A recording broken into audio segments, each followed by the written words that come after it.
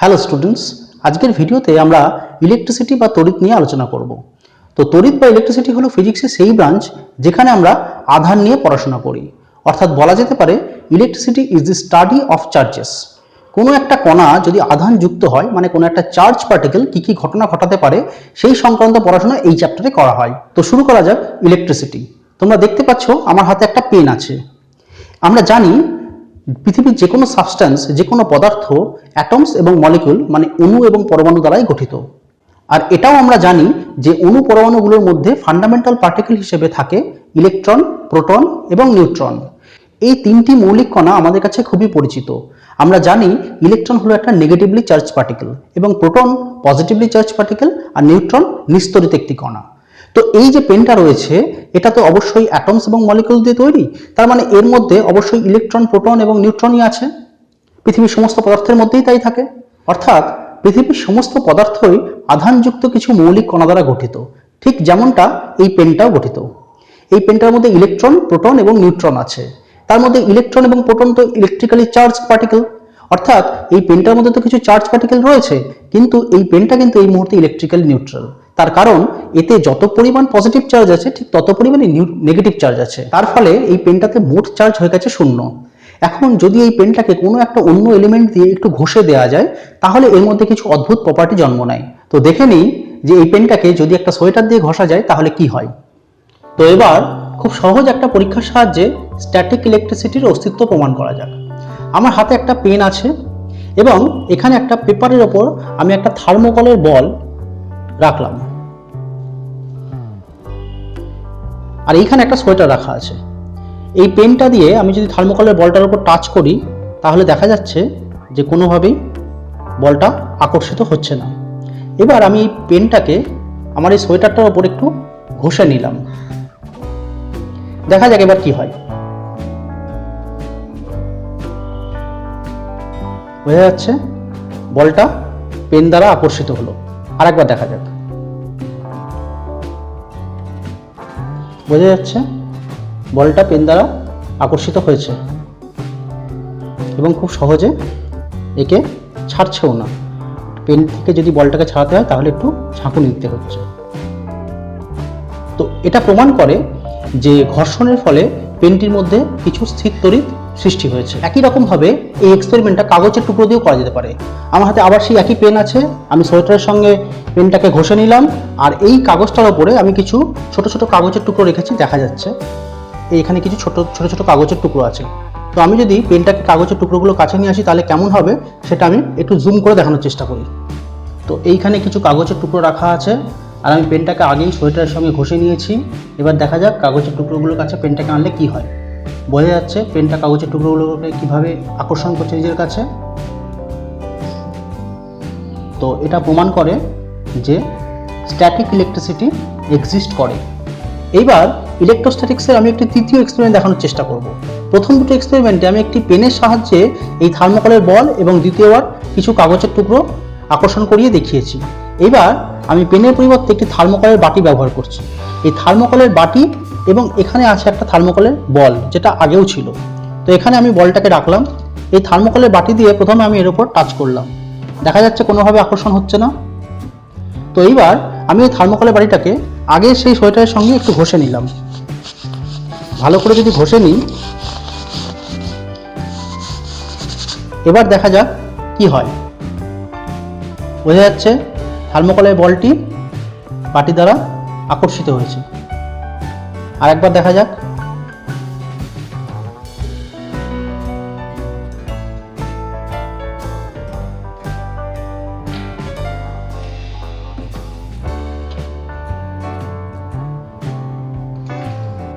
তাহলে আমরা এক্সপেরিমেন্টালি দেখলাম যে যখন দুটো ভিন্নধর্মী পদার্থকে ঘর্ষণ করা হয় তখন তারা ইলেকট্রিক্যালি চার্জড হয়ে পড়ে, তারা কিছু পরিমাণ চার্জ গেইন করে। তো এই ঘটনাটি বিজ্ঞানী থেলস প্রথম অবজার্ভ করেছিলেন।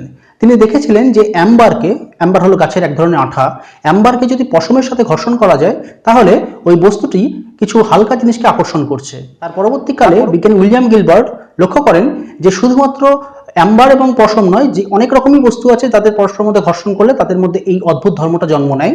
এবং বিজ্ঞানী উইলিয়াম গিলবার্টের পরে বিজ্ঞানী বেঞ্জামিন ফ্র্যাঙ্কলিন তিনি বলেন যে দুই ধরনের আধান আছে, একটি হলো ধনাত্মক আধান, একটি হলো ঋণাত্মক আধান।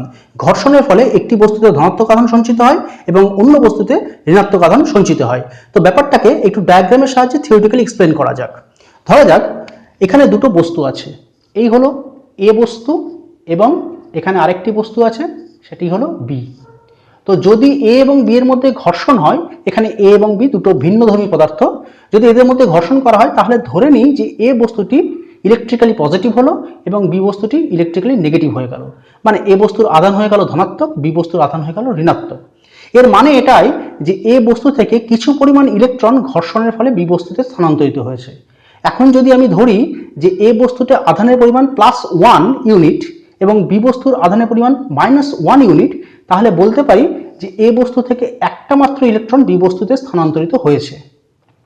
যদি দুটো ইলেকট্রন স্থানান্তরিত হয় তাহলে বি এর আধান হবে প্লাস প্লাস, মানে দুটো প্লাস চলে আসবে এবং বি বস্তুতে দুটো নেগেটিভ আধান চলে আসবে। অর্থাৎ বলতে পারি যে একটি ইলেকট্রনের ক্ষেত্রে ইউনিট পজিটিভ, দুটো ইলেকট্রন হলে 2 ইউনিট পজিটিভ এবং বি বস্তুটি 2 ইউনিট নেগেটিভ হয়ে যায়। অর্থাৎ যে কোনো বস্তুতে আধানের যে পরিমাণ সেটাকে আমি ক্যাপিটাল কিউ = +- n × e এরম আকারে প্রকাশ করতে পারি, যেখানে n হলো স্থানান্তরিত ইলেকট্রনের সংখ্যা এবং স্মল ই হচ্ছে ইলেকট্রনের আধান। আমরা জানি ইলেকট্রনের আধানের মান হলো 1.6 × 10⁻⁻19 কুলম্ব। আমি এখানে আধানের মানটা লিখেছি, আর যদি আধানের ধরন আমি কনসিডার করি তাহলে এখানে একটা নেগেটিভ সাইন দিতে হবে। আচ্ছা, আর এই ক্যাপিটাল কিউ হলো এ বস্তু বা বি বস্তুতে আধানের পরিমাণ। যদি আমি এ বস্তুর কথা বলি তাহলে প্লাস সাইন নিয়ে কথা বলতে হবে, আর যদি বি বস্তুর কথা বলি তাহলে মাইনাস সাইন নিয়ে কথা বলতে হবে। এই যে ইকুয়েশনটা আমি লিখেছি এটাকে বলা হয় কোয়ান্টাইজেশন অফ চার্জ প্রিন্সিপাল।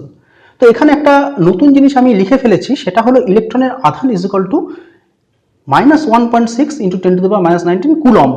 এই কুলম্ব হলো আধানের একক। তো আধানের একক নিয়ে আমি একটু পরে ডিসকাশন করছি।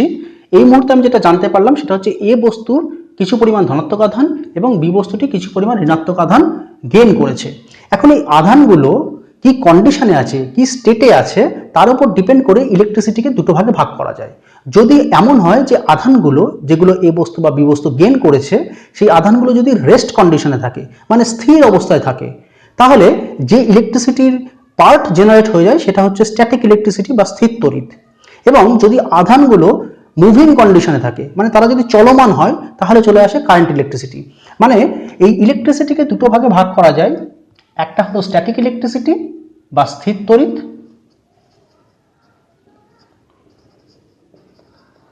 স্ট্যাটিক ইলেকট্রিসিটি বা স্থির তড়িৎ, যেখানে আধানগুলো স্থির অবস্থায় আছে এটা ধরে নেওয়া হয় এবং এটা ধরে নিয়ে এই স্ট্যাটিক ইলেকট্রিসিটি ডেভেলপ হয়।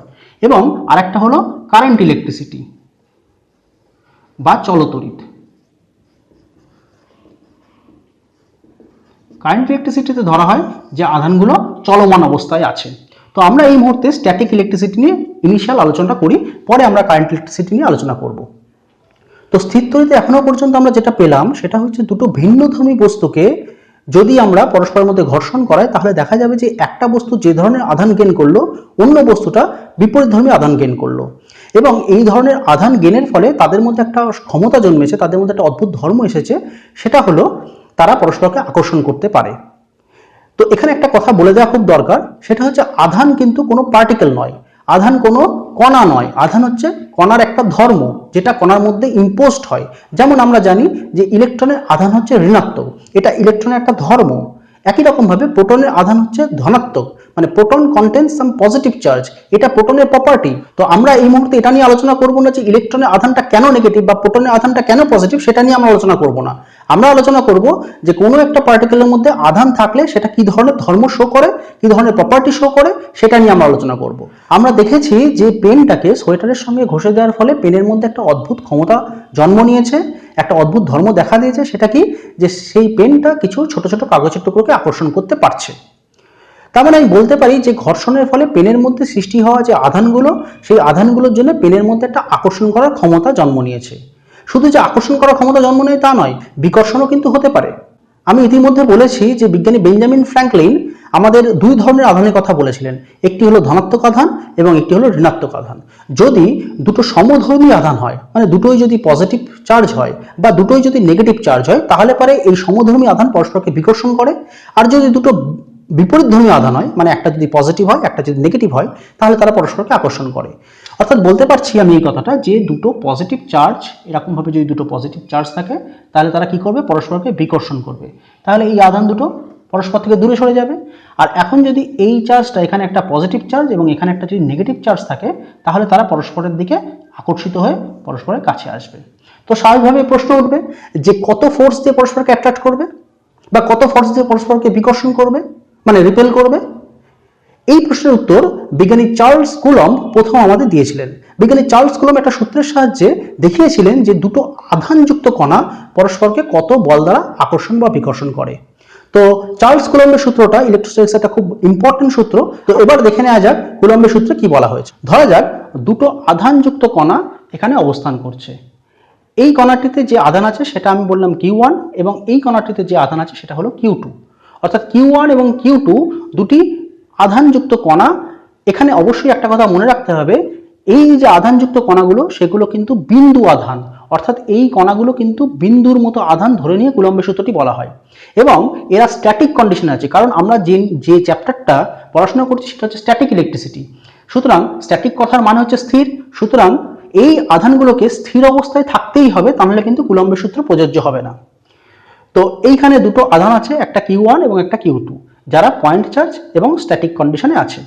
এই অবস্থায় এদের মধ্যে যে ফোর্স কাজ করবে, মানে যে বল কাজ করবে, সেটি কুলম্ব বলেছিলেন দি amount of force that acting between Q1 and Q2, যদি সেটা F হয় তাহলে F এর মান will be proportional to the product of the charges.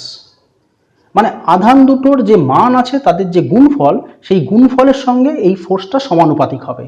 এবং এদের মধ্যবর্তী যে দূরত্ব আছে, আমি যদি ধরে নিই এদের মধ্যবর্তী দূরত্ব ছোট হাতের r, স্মল r, তাহলে এই ফোর্সটা will be also proportional to 1/r², মানে দূরত্বের বর্গের ব্যস্তানুপাতিক হবে।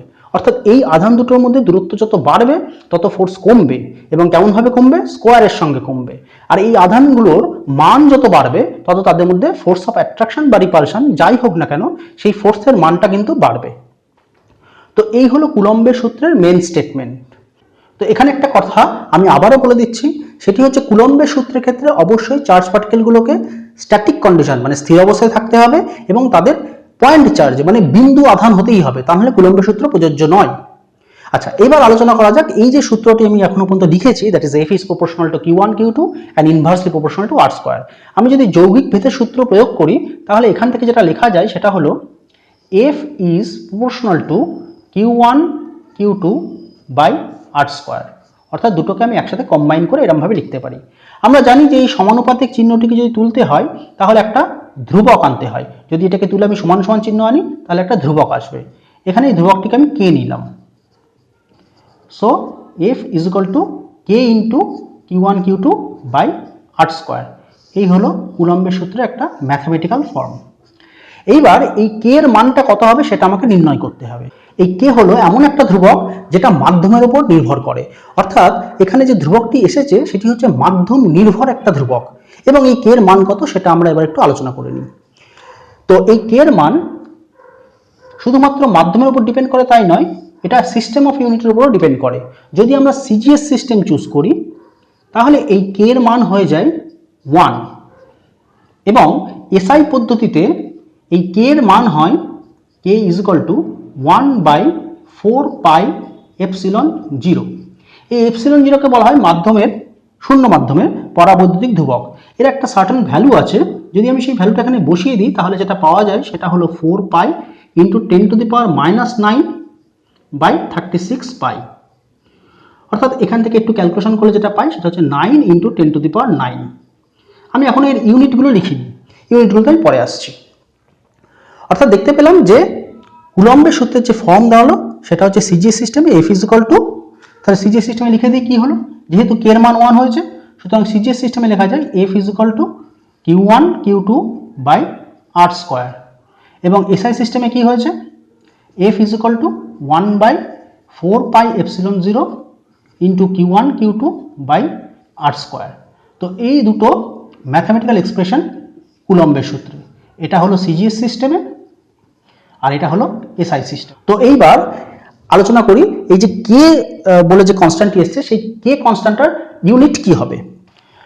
যদি আমি এইখান থেকে চলে আসি, মানে এই সমীকরণ থেকে যদি চলে আসি, তাহলে দেখতে পাচ্ছি যে কে ইজ ইকুয়াল টু যেটা লেখা যায় সেটা হলো F into R square by Q one Q two, F into R square by Q one Q two.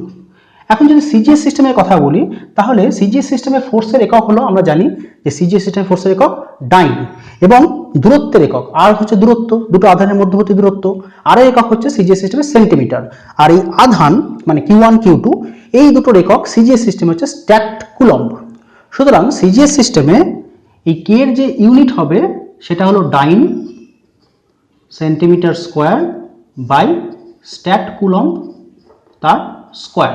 এটা হলো সিজিএস সিস্টেমে কে এর ইউনিট। তো এবার এই যে সিজিএস সিস্টেমে ফোর্সের যে এক্সপ্রেশনটা বেরিয়েছে সেখান থেকে একটা খুব সুন্দর জিনিস আলোচনা করা যায়, সেটা হলো যে দুটো এক স্ট্যাকড কুলম্ব পরিমাণ আধান, মানে কিউ ওয়ান এবং কিউ টুকে আমি ওয়ান করে দিচ্ছি, দ্যাট ইজ দুটো এক স্ট্যাকড কুলম্ব পরিমাণ আধান পরস্পর থেকে যদি ইউনিট দূরত্ব, সিজিএস সিস্টেমে ইউনিট দূরত্ব বলতে 1 সেন্টিমিটারকে বোঝায়, অর্থাৎ দুটো 1 স্ট্যাকড কুলম্ব পরিমাণ চার্জ পরস্পর থেকে যদি 1 সেন্টিমিটার দূরত্বে থাকে, তাহলে যে ফোর্সের পরিমাণ হয় সেটা হচ্ছে 1 into 1 divided by 1 square, that is nothing but 1।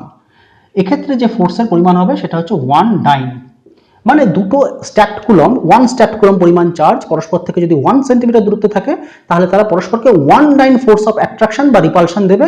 এবার অ্যাট্রাকশন দেবে না রিপালশন দেবে সেটা ডিপেন্ড করছে চার্জের নেচারের উপরে। যদি সেম টাইপের চার্জ হয় তাহলে তারা পরস্পরকে রিপেল করবে, এবং যদি ডিফারেন্ট টাইপের চার্জ হয়, অপোজিট টাইপের চার্জ হয়, তাহলে তারা পরস্পরকে অ্যাট্রাক্ট করবে।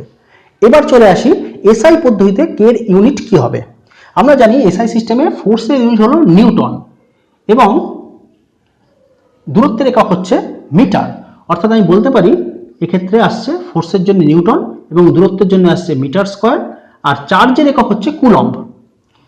বিজ্ঞানী কুলম্বের নাম অনুসারে চার্জের একক দেওয়া হয়েছে কুলম্ব, এবং এই দুটো চার্জ আছে, তাহলে এটার জন্য একটা কুলম্ব, এটার জন্য একটা কুলম্ব, তাহলে এখানে নিচে চলে আসবে কুলম্ব স্কোয়ার।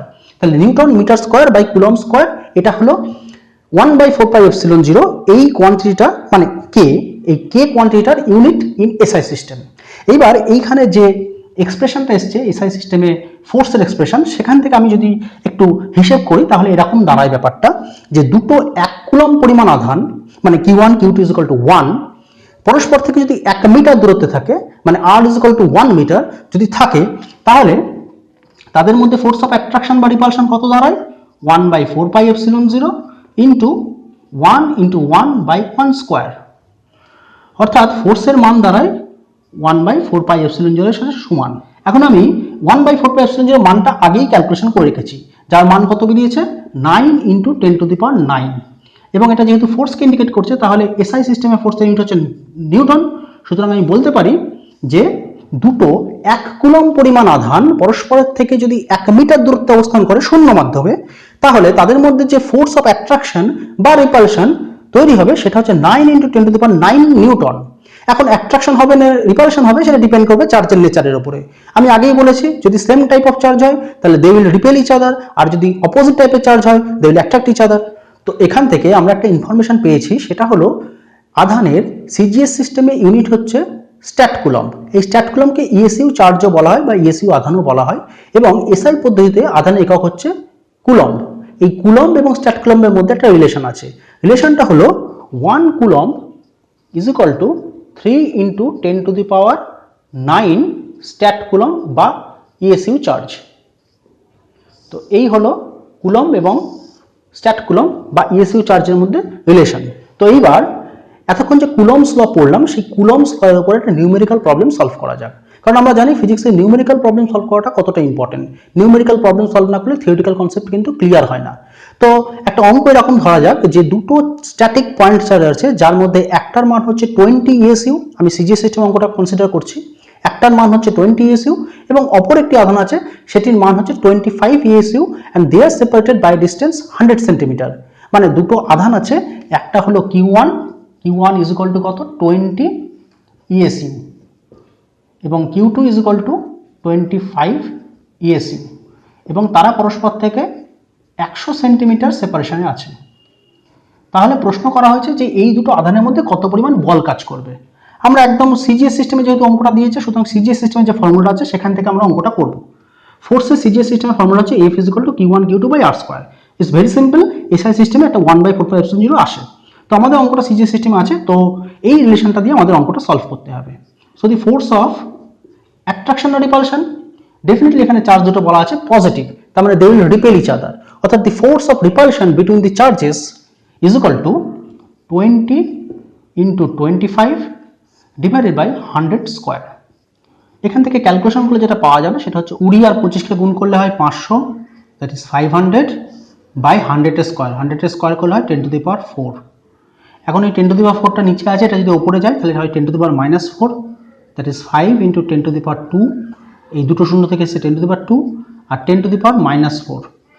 তো আলটিমেটলি যেটা আসছে সেটা হচ্ছে 5 × 10⁻² ডাইন। যেহেতু এটা ফোর্স বের হচ্ছে, সুতরাং এটা হচ্ছে ডাইন ইউনিট হবে। সুতরাং বলা যায় যে দুটো চার্জ, দ্যাট ইজ 20 ESU এবং 25 ESU, তারা যদি 100 সেন্টিমিটার সেপারেশনে থাকে তাহলে তাদের মধ্যে ফোর্স অফ রিপালশন যেটা হবে, দুটোই পজিটিভ চার্জ, সেখানে রিপালসিভ ফোর্স আসছে। তো রিপালসিভ ফোর্স যেটা হবে সেটা হচ্ছে 5 × 10⁻² টাইম। তো এই ছিল বেসিক স্ট্যাটিক ইলেকট্রিসিটি এবং কুলম্বস ল নিয়ে একটা শর্ট ডিসকাশন।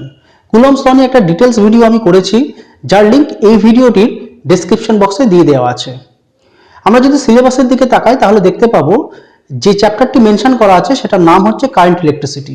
এই চ্যাপ্টারটির মেজর পার্টে কারেন্ট ইলেকট্রিসিটি আছে, কিন্তু শুরুর দিকে কিছুটা স্ট্যাটিক ইলেকট্রিসিটি আছে বলে আমরা প্রথম ভিডিওতে স্ট্যাটিক ইলেকট্রিসিটি পার্টটা কভার করলাম। এর পরবর্তী ভিডিওতে আমি কারেন্ট ইলেকট্রিসিটি নিয়ে আলোচনা করব। তো এবার দেখে নেওয়া যাক যে এখনো পর্যন্ত যে আলোচনা হয়েছে তাতে বিগত বছরের মাধ্যমিক পরীক্ষাগুলিতে কেমন প্রশ্ন এসছে এবং লাস্ট ইয়ারে, দ্যাট ইজ 2020-তে, এই মুহূর্তে আমার হাতে 2020 কোশ্চেন পেপার আছে, আমি দেখে নিই এই বছরে কিরম ধরনের প্রশ্ন এসছে। তো 2020 মাধ্যমিকে একটা এমসিকিউ এসেছিল, আজকে ডিসকাশনের মধ্যে থেকে সেটা পড়ছে। প্রশ্নে বলা হয়েছে যে তড়িৎ আধান সংক্রান্ত কুলম্বের সূত্রটি প্রযোজ্য যখন দুটি আধানের, বলে 4টে অপশন দেওয়া আছে। প্রথম অপশনে বলেছে একটি বিন্দু একটি গোলাকাকৃতি, দ্বিতীয় অপশনে বলেছে দুটি গোলাকাকৃতি, তৃতীয় অপশনে বলেছে একটি বিন্দু অন্যটি বিস্তৃত, এবং চতুর্থ অপশনে বলেছে দুটি বিন্দু। আমরা আজকে আলোচনা থেকে জানতে পেরেছি যে কুলম্বের সূত্র প্রযোজ্য যখন দুটি আধানের দুটি বিন্দু আধান হয়, অর্থাৎ এক্ষেত্রে সঠিক উত্তর হবে অপশন নাম্বার 4, দ্যাট ইজ দুটি বিন্দু আধান। তো এরকম আরো দু একটা প্রশ্ন আমি আলোচনা করে দিতে চাইবো। আমি আলোচনা করেছি যে সিজিএস ইউনিট অফ চার্জ, মানে আধানের সিজিএস একক এবং আধানের এসআই একক, এদের মধ্যে সম্পর্ক কি বলে দেওয়া হয়েছে। 1 কুলম্ব = 3 × 10⁹ ESU চার্জ।